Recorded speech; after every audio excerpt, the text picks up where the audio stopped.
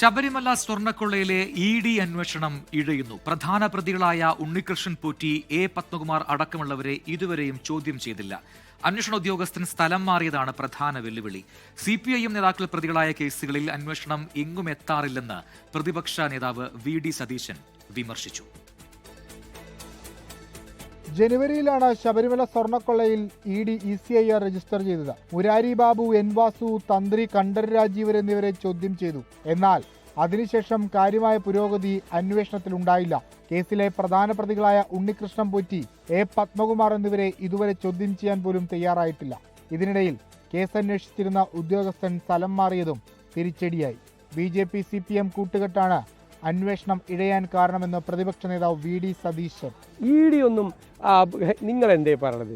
പിണറായി വിജയൻ്റെ സർക്കാരും CPM-ഉം ബന്ധപ്പെട്ട കേസിൽ ED എവിടെയെങ്കിലും അന്വേഷിക്കുക? ഏതെങ്കിലും കേസ് അന്വേഷിക്കുക? ഏത് കേസ് അന്വേഷിച്ചേക്കണേ?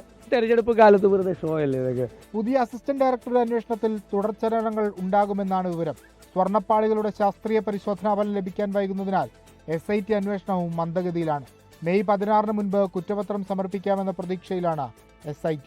24 കൊച്ചി.